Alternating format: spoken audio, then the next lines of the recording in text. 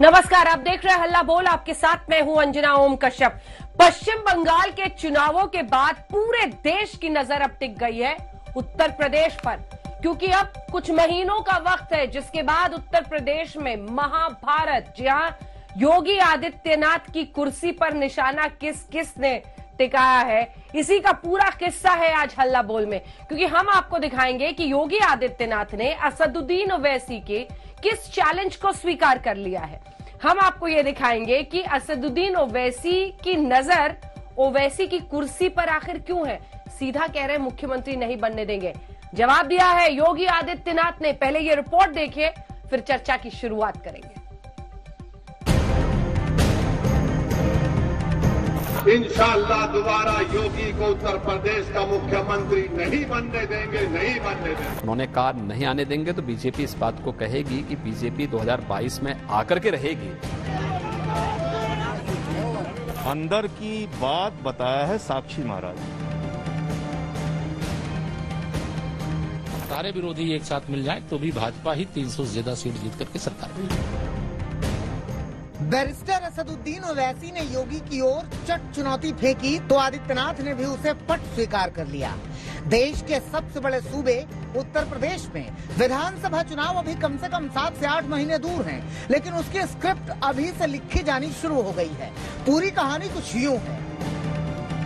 दरअसल AIMIM अध्यक्ष असदुद्दीन ओवैसी ने बिहार और बंगाल के बाद अब उत्तर प्रदेश में भी अपनी सियासी महत्वाकांक्षा की जड़ों को फैलाने का फैसला कर लिया है। लिहाजा 100 सीटों पर लड़ने का ऐलान तक कर दिया, लेकिन अपनी राजनीतिक हसरतों को पूरा करने के लिए उन्होंने सत्ताधारी पार्टी और सत्ताधारी मुख्यमंत्री को ही सबसे बड़ी चुनौती दे डाली। बयान जरा चौंकाने वाला है, लेकिन आज तक के एक्सक्लूसिव इंटरव्यू में सीएम योगी ने बड़ी सहजता से कहा कि हमें चैलेंज कबूल है, कबूल है, कबूल है। इंशाअल्लाह दोबारा योगी को उत्तर प्रदेश का मुख्यमंत्री नहीं बनने देंगे, नहीं बनने देंगे। अगर हमारे हौसले बुलंद रहेंगे, मेहनत करेंगे तो सब कुछ होगा इंशाअल्लाह ताला।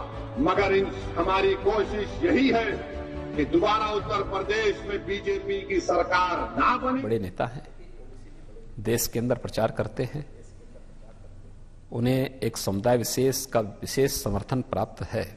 उनके इस चैलेंज को हम स्वीकार करते हैं। उन्होंने कहा नहीं आने देंगे तो बीजेपी इस बात को कहेगी कि बीजेपी 2022 में आकर के रहेगी। हर हाल में भारतीय जनता पार्टी की ही सरकार यूपी में बनेगी, इसमें कोई संदेह किसी को नहीं होना चाहिए। आपने ओवैसी और योगी दोनों को सुना, सुनकर अंदाजा लगा लिया होगा कि 2022 के चुनाव में घमासान कितना बड़ा होगा। ओवैसी उत्तर प्रदेश में 100 सीटों पर ताल ठोक रहे हैं। बिहार चुनाव में उनकी पार्टी का प्रदर्शन उम्मीद से दोगुना रहा है और उसी के दम पर ओवैसी अब योगी को ही बेदखल करने की बात कर रहे हैं। तो दूसरी ओर उत्तर प्रदेश जिला पंचायत अध्यक्ष चुनाव में बम्पर जीत के बूते योगी किसी चुनौती को दमदार मानते ही नहीं। हालांकि यहाँ मामला योगी बनाम ओवैसी का है, लेकिन उत्तर प्रदेश में सियासत के दूसरे खिलाड़ी भी इस खेल को बड़ी बारीकी से देख रहे हैं, अपने अपने तराजू पर तौल रहे हैं। अंदर की बात बताया है साक्षी महाराज ने। साक्षी महाराज ने क्या कहा? ओवैसी की वजह से हमें बिहार में फायदा हुआ, ओवैसी की वजह से बंगाल में फायदा हुआ, ओवैसी की वजह से उत्तर प्रदेश में भी फायदा होगा। तो जो भाजपा का एक सांसद वो खुद ही बयान दे रहा है कि ओवैसी हमारे भाई हैं और उनकी वजह से हमारा फायदा होगा, तो आप समझ सकते हैं इन चीजों को। योगी आदित्यनाथ जी मुद्दे को भटका रहे हैं। उत्तर प्रदेश में कोई अगर चुनौती है तो वो चुनौती है महंगाई, बेरोजगारी। उत्तर प्रदेश की चुनौतियां दूसरी हैं। योगी आदित्यनाथ जी की और भारतीय जनता पार्टी की चुनौतियां दूसरी हो सकती हैं। यूपी में ओवैसी को उज्जवल भविष्य इसलिए भी दिख रहा है क्योंकि यहाँ बंगाल की तरह उनके सामने भाषा की कोई अड़चन नहीं है। यूपी के बड़े हिस्से में AIMIM का कैडर तैयार हो चुका है। यूपी के पंचायत चुनाव में AIMIM समर्थित 22 उम्मीदवार जिला परिषद का चुनाव जीत चुके हैं, जबकि 50 सीटों पर वो दूसरे स्थान पर रहे। ओवैसी को पूर्वांचल की मुस्लिम बहुल सीटों में फायदा हो सकता है। जातियों पर प्रभाव रखने वाली छोटी छोटी पार्टियों का साथ भी ओवैसी के लिए फायदेमंद हो सकता है। ओवैसी को ये भी लगता है कि किसान आंदोलन और ब्राह्मणों की तथाकथित नाराजगी भी योगी को नुकसान पहुंचा सकती है। ओवैसी के मंसूबे बेशक आसमान छू रहे हों, लेकिन योगी का चैलेंज को स्वीकार करने के पीछे भी वजहें कम नहीं। सबसे ताजा सबूत है यूपी जिला पंचायत अध्यक्ष चुनाव के नतीजे, जहां 75 सीटों में से 67 सीटों पर बीजेपी का कब्जा रहा। और तो और हैदराबाद म्युनिसिपल चुनाव में भी योगी के प्रचार ने ओवैसी के गढ़ में कमल खिलाने को मजबूती दी। 2019 लोकसभा चुनाव में भी यूपी में बीजेपी का दमदार प्रदर्शन रहा और यूपी में बड़े विपक्षी दलों के बीच आपसी खींचतान भी योगी को फायदा पहुंचा सकती है। अब ओवैसी ने चुनौती का पासा तो फेंक दिया है और योगी ने अपनी चाल भी बता दी है, लेकिन इसका असल नतीजा 2022 चुनाव में ही दिखेगा। पता चलेगा किसमें कितना है दम। लखनऊ से कुमार अभिषेक के साथ आज तक ब्यूरो। तो आइए चर्चा की शुरुआत करते हैं। सैयद जफर इस्लाम साहब सांसद भारतीय जनता पार्टी के आज हमारे साथ हल्ला बोल में शामिल हो रहे हैं। अखिलेश प्रताप सिंह पक्ष रखेंगे कांग्रेस पार्टी का। हमारे साथ अनुराग भदौरिया समाजवादी पार्टी के प्रवक्ता जुड़ गए हैं। संगीत रागी जी आरएसएस के जानकार के तौर पर हमारे साथ जुड़ रहे हैं और हमारे साथ अजमल खान है प्रवक्ता उत्तर प्रदेश AIMIM के, वो जुड़ रहे हैं। सैयद जफर इस्लाम साहब, ये कबूल है आप लोगों ने ओवैसी जी के साथ ही शुरू कर दिया, तभी तो कहती है ना ये तमाम पार्टियां कि आप लोग सिक्के के दो पहलू हैं। आप ही की टीम भी है, ओवैसी जी आ गए ध्रुवीकरण कराने, तभी आप लोग खुश हैं उनकी एंट्री से।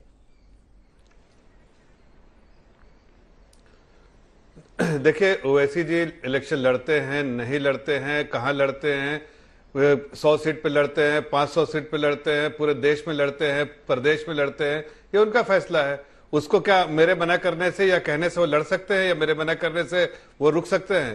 भाई वो एक पॉलिटिकल पार्टी है, पॉलिटिकल पार्टी के मुखिया है, वो उनको पूरा अधिकार है कि वो जहां लड़ना चाहे, जैसे उनको अपनी रणनीति लगे ठीक लगती है वो अपना करते हैं। लेकिन मैं एक चीज बता देता हूं, उनकी जो भविष्यवाणी थी उस भविष्यवाणी को जो है गलत सिद्ध करना हमारा फर्ज है और हम कर्तव्य है। और भारतीय जनता पार्टी के एक कार्यकर्ता के हैसियत से बताना चाहते हैं कि इस रिजल्ट में जो आपके सामने आज है पंचायत का रिजल्ट, उसमें भी दिखा है कि मुस्लिम समाज ने भरपूर आगे बढ़ चढ़ के योगी गवर्नमेंट को वोट दिया है और उसके साथ रहे हैं। और जीते हुए जो विधायक है, जो जीते हुए जो प्रत्याशी थे, उन्होंने भी पूरा समर्थन जो है बीजेपी को दिया है। उससे समझ में आता है कि भारतीय जनता पार्टी कंफर्टेबली अगला इलेक्शन उसी तरह जीतेगी, चाहे ओवैसी हो, चाहे अखिलेश हो, चाहे मायावती हो, चाहे यूपी के 2 लड़के हों या 2 और भी कोई हो, चाहे मुस्कुराते हुए अखिलेश यादव हो, रोते हुए सपा के लीडर हो, सब लोग मंजूर है।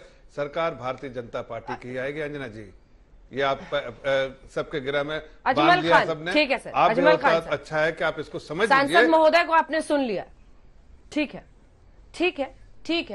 आ रही हूं मैं। एक बार अजमल खान साहब से जरा बात करते हैं। सांसद महोदय को आपने सुन लिया, आपने कहा है तो चैलेंज कबूल है और कह रहे हैं कि फर्ज है कि आपको गलत साबित करें। लेकिन जरा ये बताइए, लड़ेंगे आप 100 सीटों पर, जो कि ओवैसी जी ने कहा, ओपी राजभर जिसके साथ आपने मोर्चा बनाया वो कह रहे हैं अभी तय नहीं है, और आप योगी को मुख्यमंत्री नहीं बनने देंगे, ये कैसे हो जाएगा?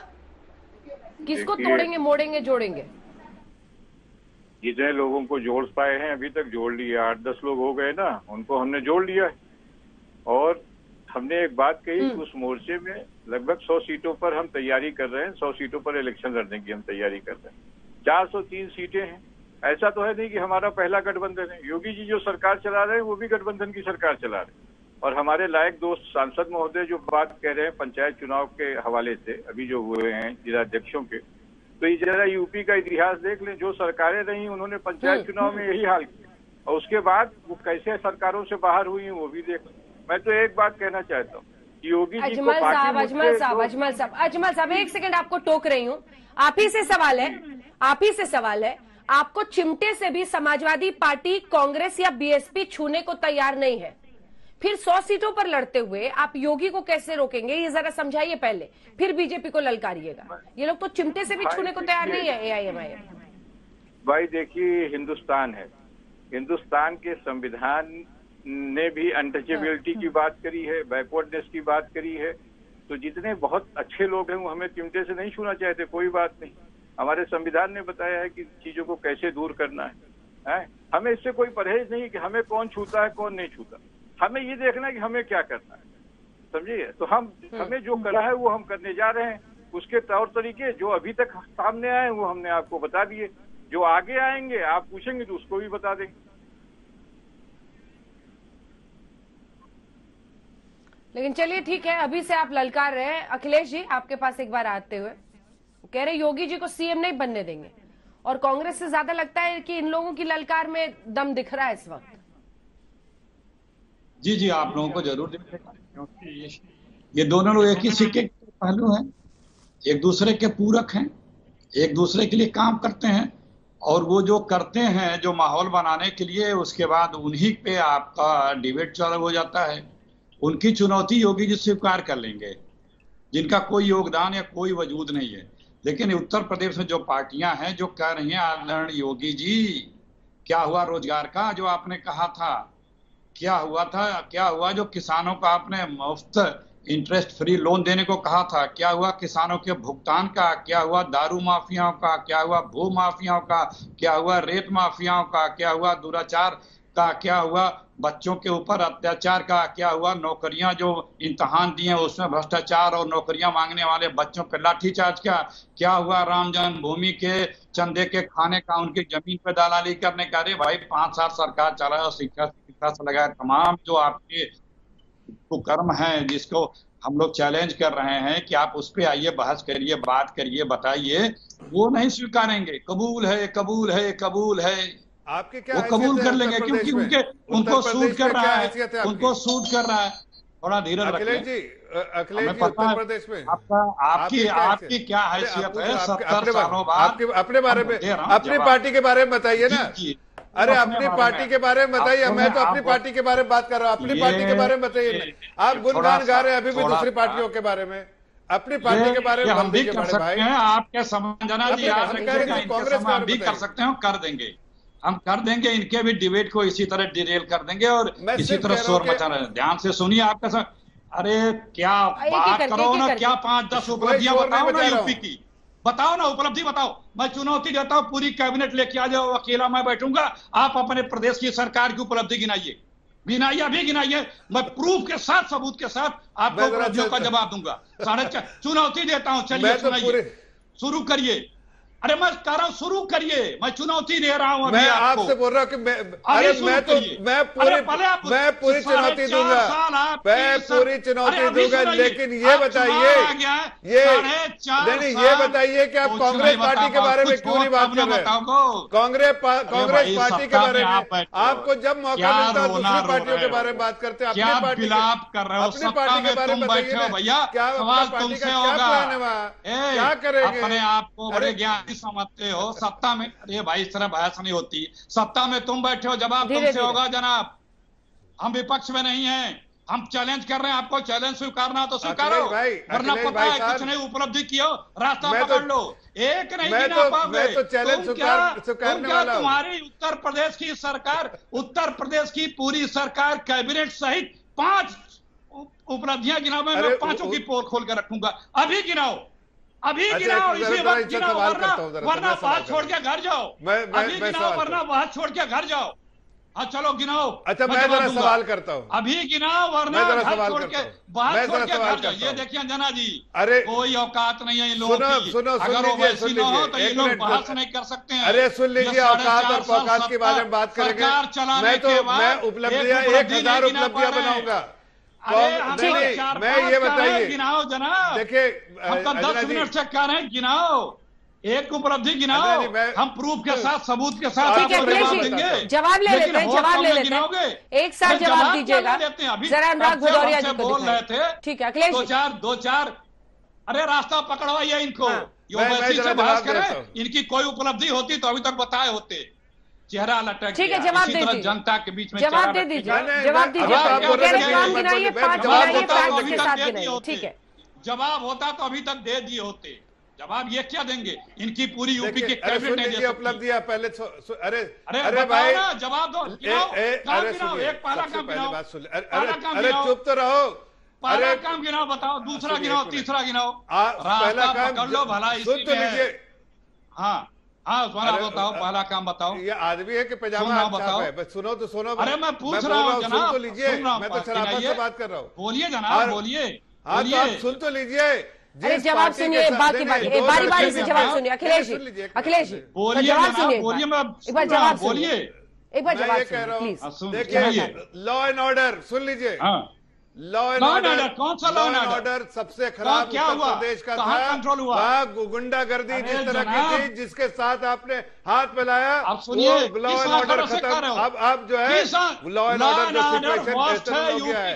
कोई क्राइम इस तरह का नहीं होता जो क्राइम आपके साइड होता था, जो सरकारों से मिलकर काम करते थे, वो सारा काम जो है खत्म हो गया। अब देखिए, सुन लीजिए, अरे कोई जवाब नहीं सुना अभी मेरी उपलब्धियां सुनो पहले, उपलब्धियां सुनो पहले। अरे सुन लीजिए, उपलब्धियां सुनो, तुम्हारे बात है आप तो खाली छोड़ो, मैं तो उपलब्धियां बताते रहूंगा। आप सबसे पहले ये बताइए कि आप जो वहाँ बैठे हैं, फिर ऑडियो डिप करना होगा, थोड़ा आवाज सुनिए, जवाब सुनिए उनका। आपने टोका ना, आपने घेरा एक सवाल पे।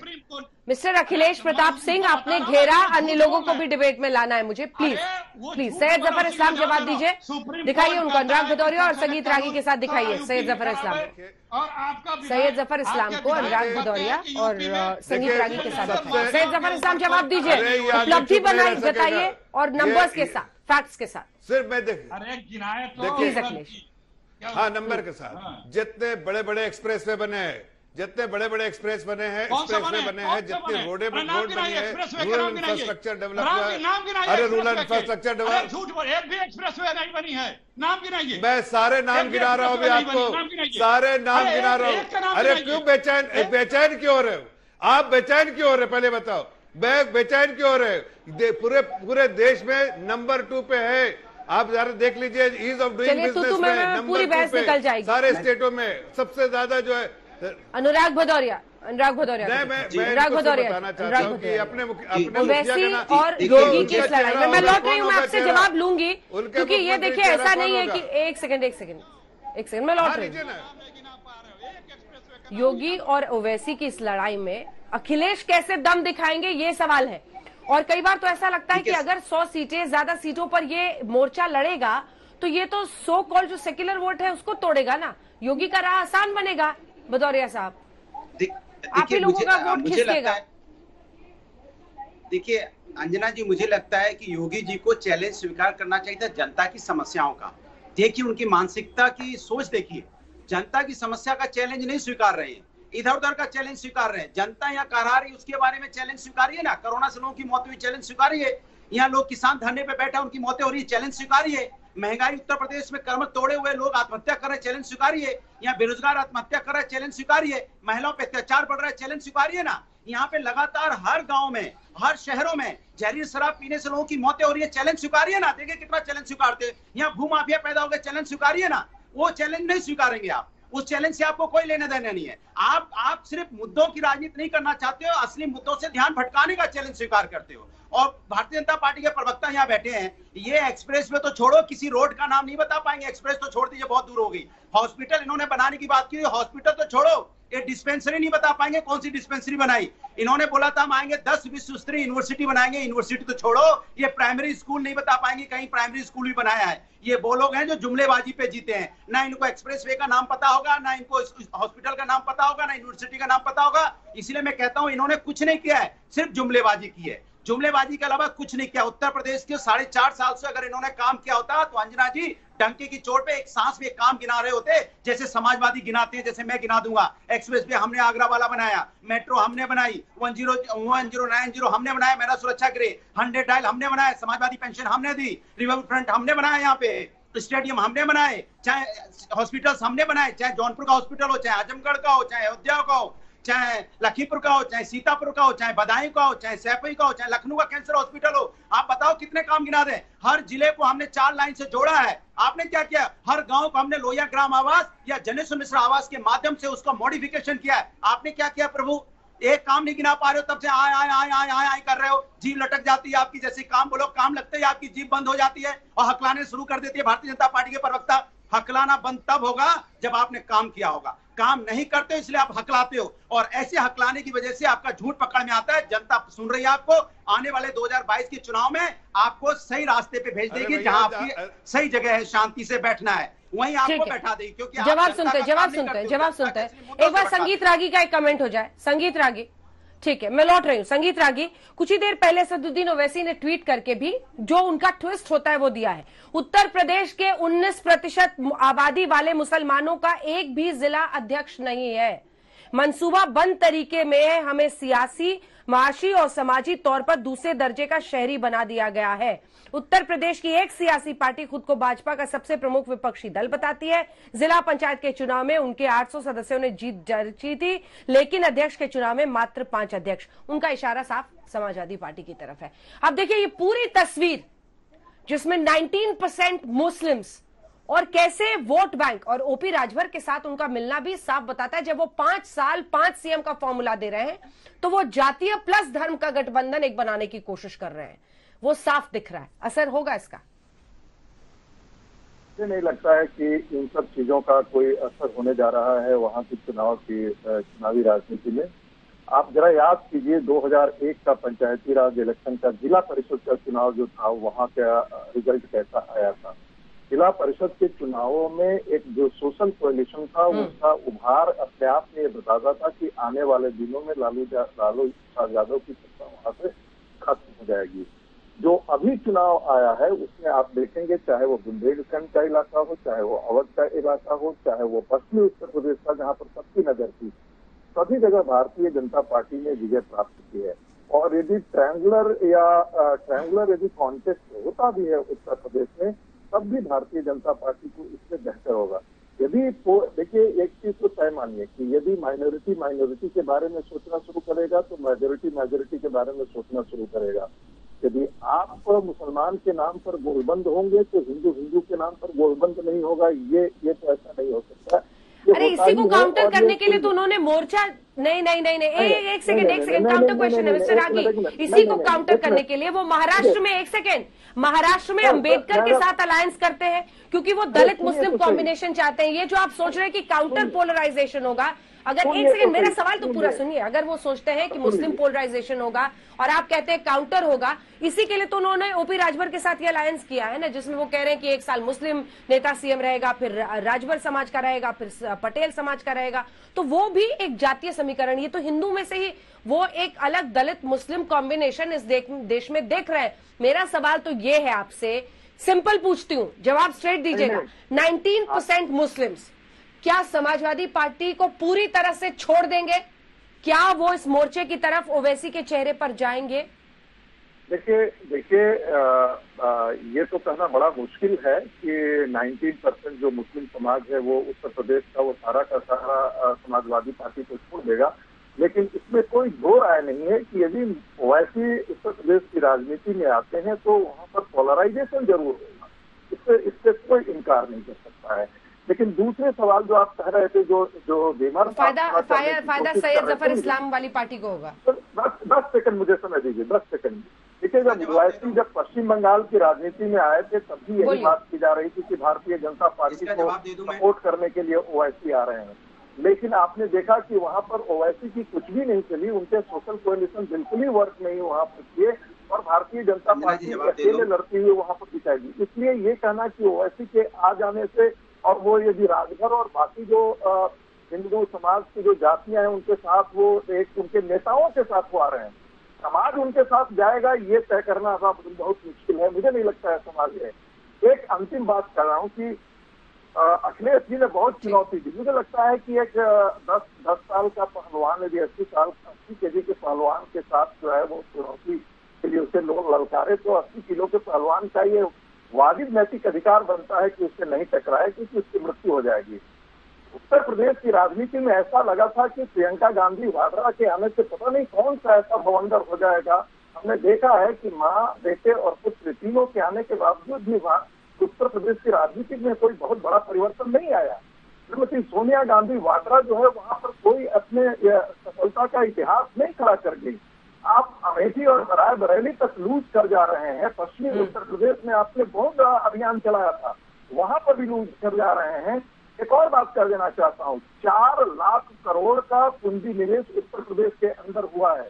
तो ये तो आप मत बोलिए कि क्यों, आपसे विमर्श तो शुरू से रहे हैं, कुछ नहीं हुआ है, नौकरी नहीं मिली है, ये नहीं हुआ है, वो नहीं। ठीक है, ठीक है, अखिलेश जी जवाब देंगे, जनता आपको अखिलेश जी जवाब देंगे, लेकिन उससे पहले एक बार सैयद जफर इस्लाम साहब जवाब दीजिए। देखिए तमाम पार्टियां 5 काम पूछ रही हैं आपसे। राम जन्मभूमि का पैसा खाने वालों, रातों रात जमीन के लूट करने वालों, शिला पूजन के 1400 करोड़ रुपए खाने वालों, अब बता बड़े ज्ञानी बन के यहाँ बैठे हो, जवाब दो।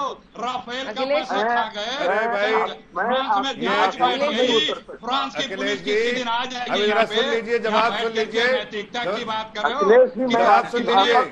राम को तो बख्श, राम को तो बख्श दो, राम को तो बख्श दो, राम को बख्श दो, भगवान की जमीन को भी दलाली, उसमें भी पैसे खा जा रहे हो, उनकी भी जमीन को डूब ले रहे हो। 1400 करोड़ रुपए शिला पूजन के जो पहले शिला पूजन के कार्यक्रम को खा गए। अरे शर्म नहीं आती है, भगवान को भी नहीं छोड़ते हो, बोलते हो राम। बारी बारी से नहीं, ये ठीक नहीं, आवाज नीचे कीजिए, आवाज नीचे कीजिए, ठीक नहीं। सैयद जफर इस्लाम 5 काम, ऑडियो दिखाइए, सिर्फ सैयद जफर इस्लाम को दिखाइए प्लीज, लगातार नहीं चलेगा ये। 5 काम सीधा बताइए सैयद जफर इस्लाम। 5 काम क्या हो, एक काम नहीं गिना पाएंगे जना जी, एक काम नहीं गिना पाएंगे। कानून व्यवस्था मैंने बताया, कानून व्यवस्था की छोड़िए, एक काम गिना, ये खाली एक मुझे बोलने का मौका दिए थे, तो हम भी नहीं बोलने दूंगा किसी के, ये पहली बात है। एक मेडिकल कॉलेज का नाम बताइए। बोलिए तो आप बोलिए तो बोलिए। अरे काम सुनना, ऑडियो नीचे कीजिए सबका, अरे सुना जाए काम इनका। पहली बात देखिए, 10 लाख सबसे पहली बात जो होती है कि आम नागरिक की आमदनी बढ़े, जो पर कैपिटा इनकम डबल हुआ है 4.5 साल में, ये बता देता हूं आपको, पर वहां पर जनता के डबल इनकम हुई है। दूसरी बात, ओवरऑल डेवलपमेंट के लिए सबसे बड़ा बजट जो है उत्तर प्रदेश में 5.5 कोविड ईयर में डबल हुआ है, जो है दिया है पिछले बार का।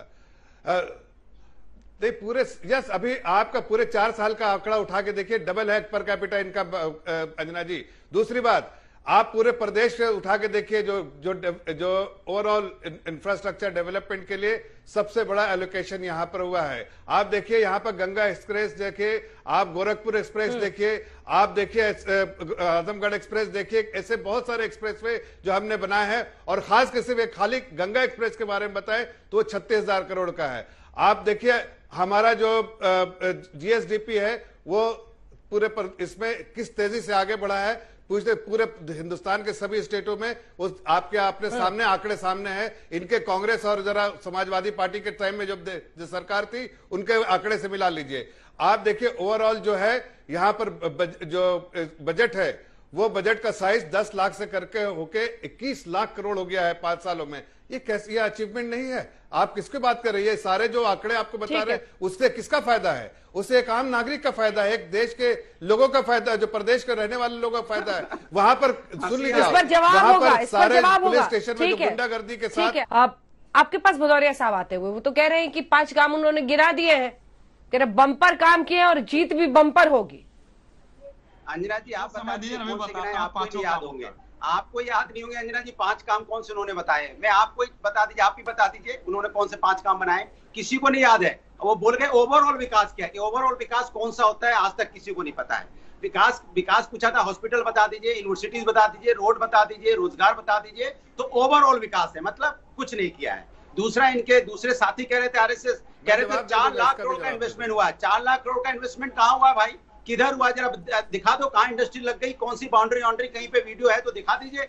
400 करोड़ का इन्वेस्टमेंट आपने नहीं किया, सिर्फ जुमलेबाजी की है। और बीजेपी के प्रवक्ता ओवरऑल विकास बता रहे हैं, उनको विकास ही नहीं पता क्योंकि उन्होंने कुछ किया ही नहीं। मैंने तो बोला था अंजना जी, सिर्फ एक यूनिवर्सिटी बता दीजिए, एक मेडिकल कॉलेज बता दीजिए, एक इंडस्ट्री बता दीजिए, क्या हुआ आपने? इन्होंने सिर्फ एक ही काम किया, उत्तर प्रदेश के अंदर में नफरत का विकास किया है इन्होंने, यहाँ भ्रष्टाचार का विकास किया है, महिलाओं पे अत्याचार का विकास किया है, किसानों के ऊपर में अत्याचार का विकास किया है और तानाशाही का विकास किया है। ताना लोकतंत्र खत्म करके जिस तरह से पंचायत के चुनाव में इन्होंने तानाशाही का विकास किया है, किस तरह से सबसे ज्यादा जिला पंचायत के सदस्य समाजवादी के जीते और अध्यक्ष इनके जीते। इन्होंने क्या किया, इनके डीएम क्या कह रहे हैं, कैमरा ऑफ कर दो, उसके बाद देखते हैं कौन कहां जाता है। बताइए, संवैधानिक पद पे बैठे हुए अधिकारियों को इन्होंने कार्यकर्ता बना दिया, डीएम एसपी के कार्यकर्ता की तरह काम करने लगे उत्तर प्रदेश के अंदर में। तो माफिया की जरूरत क्या है, माफिया तो इनके अधिकारी हो गए, वो माफिया की तरह काम कर रहे थे। सोचिए आप, और फिर कहेंगे हम जीत गए, यहाँ पे हमने सबसे ज्यादा अध्यक्ष जीत लिए। अरे भाई, जनता ने आपको हराया था, सत्ता ने आपको जिताया है, तो सत्ता की वाहवाही आप करो, जनता की वाहवाही मत करो। जनता ने आपको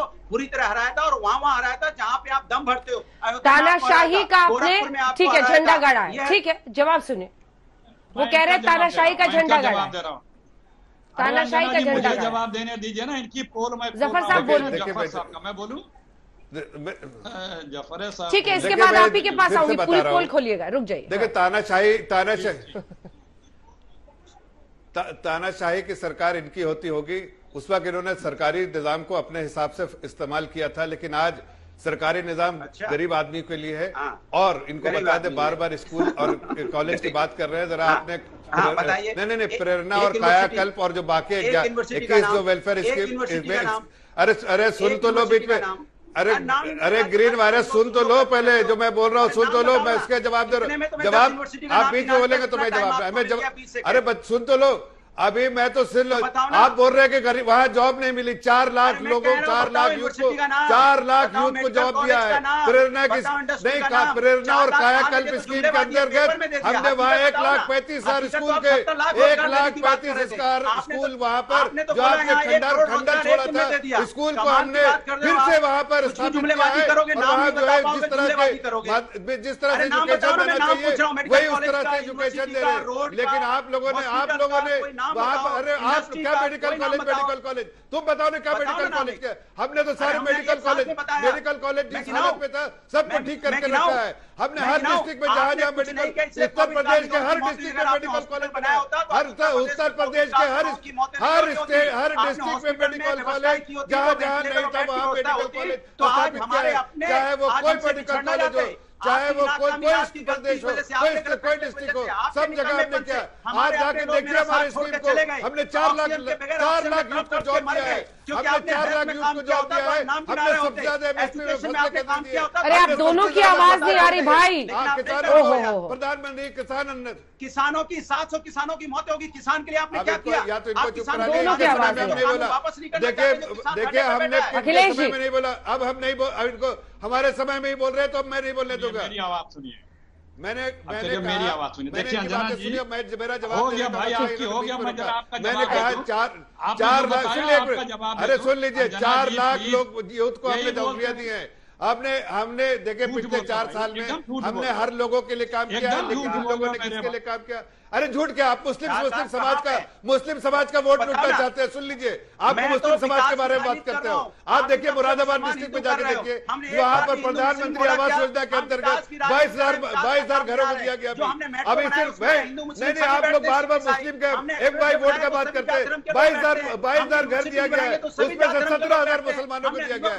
क्या इसलिए कि हमारा बिना भेदभाव के हम लोग दे रहे हैं? ये भेदभाव वाले आप लोग पार्टी जो है भेदभाव वाली है, हमें कोई भेदभाव नहीं। पूरे हमने एक नजर से पूरे देश की प्रदेश की जनता को देखा, इसलिए हम बोल रहे हैं ओवरऑल डेवलपमेंट हुआ, ह्यूमन डेवलपमेंट इंडेक्स में आप देखिए उत्तर प्रदेश कितना आगे गया।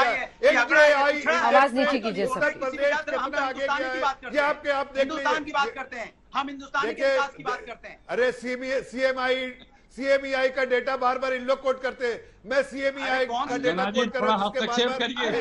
कमाल है भाई, पार्टियां हैं, उसके बाद उसका देखिए वही बेसिस पे आप उस डेटा के रिपोर्ट के बेसिस पे कह रहा हूँ। एचडीआई इंडेक्स में उत्तर प्रदेश बहुत आगे गया है, निवेश के मामले में आगे गया है, आप जो ईज ऑफ डूइंग बिजनेस के मामले में आगे गया है, सबसे ज्यादा मेट्रिक टन जो है हमने फसलें खरीदी है। ठीक है, अब अखिलेश प्रताप सिंह जी बोलेंगे। अखिलेश जी स्कीम के अंदर वो काम गिना रहे हैं, आपकी पार्टी पंजाब की समस्या और राजस्थान की समस्या सुलझाने में लटकी हुई है। ठीक है, ठीक है, ठीक है, जफर साहब पहुंचाने का। ठीक है, जफर साहब आ रहे। अब मैं अखिलेश जी, उन्होंने जो काम जितनी शिद्दत से आप आवाज, एक सेकंड पूरा सवाल सुनिए, जितनी शिद्दत से आप ताकत झोंक रहे हैं यूपी की बात उठाने में, इतनी शिद्दत से बाकी नेता तो नहीं कर रहे। आपका आला कमान तो बिजी है कि पंजाब की लड़ाई जल्दी से सुलझाए, चुनाव आने वाला है, राजस्थान का समस्या खत्म। मैं मेन मुद्दे पे आ रहा हूं। मैं सुनिए, देखिए मैं एक एक करके जवाब दे रहा हूं अपने भाजपा के प्रवक्ता। उन्होंने पहला गिनाया कानून व्यवस्था।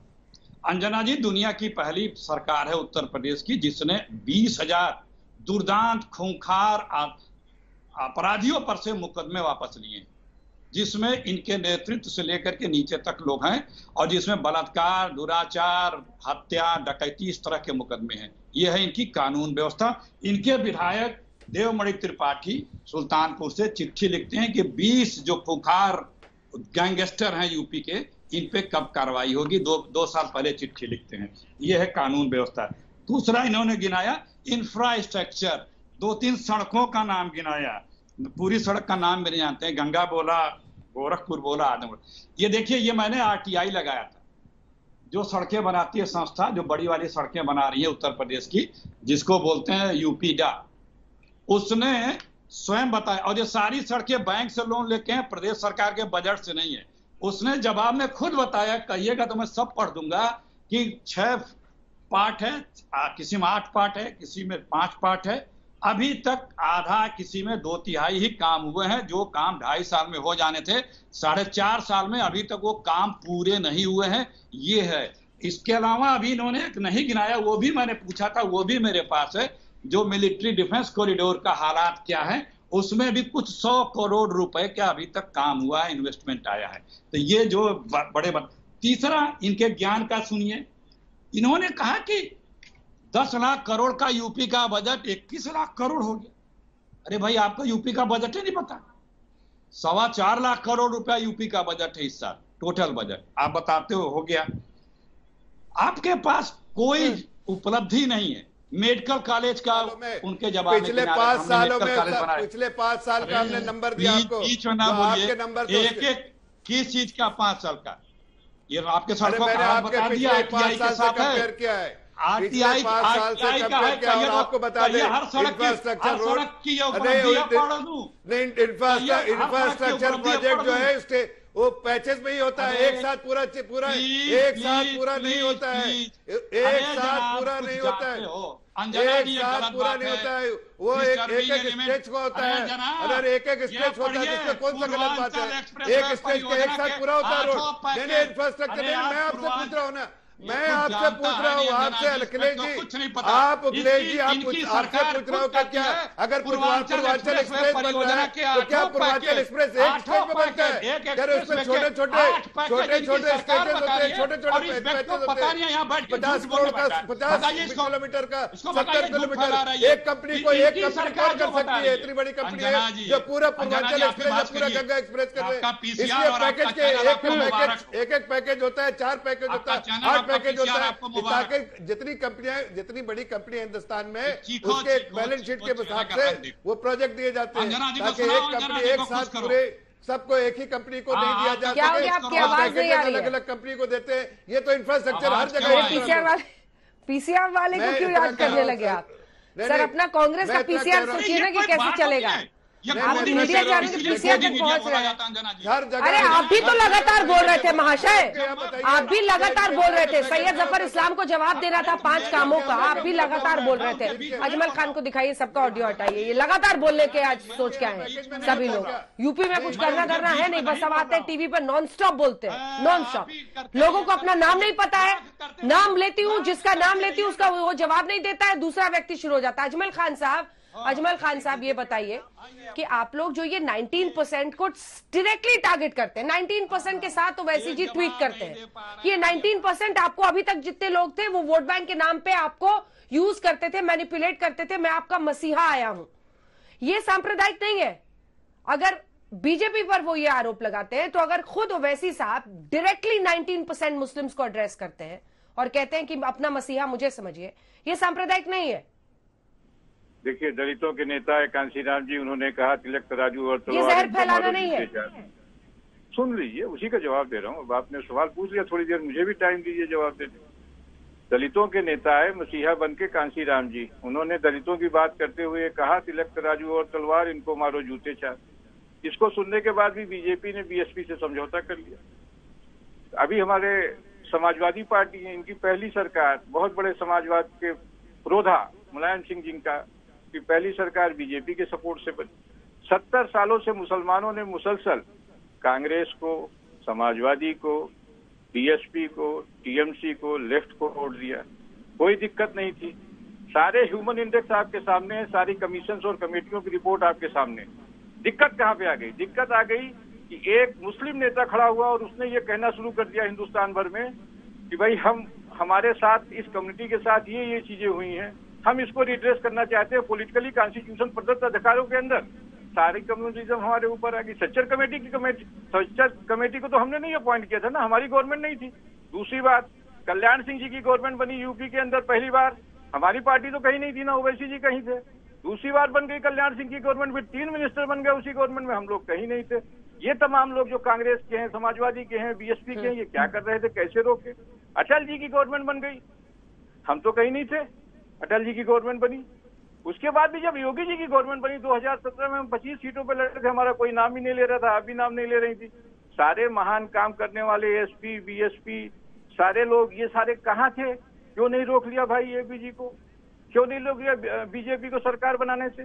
हमारे ऊपर कहा जा रहा है, किसी साथी ने कहा कि हम बंगाल इलेक्शन लड़ने गए थे। भाई उस बंगाल में मैं जानना चाहता हूँ कि बीजेपी जब 1982 में पहला इलेक्शन लड़ी थी बीजेपी के नाम से, ठीक है, तो कई % वोट मिला था? और 1916 तक आते आते जवाब लेते हैं रागी जी, ये गुमान जो दिख रहा है एआईएमआईएम का, ठीक है, ठीक है, ये जो गुमान दिख रहा है ये टूटेगा या टिकेगा?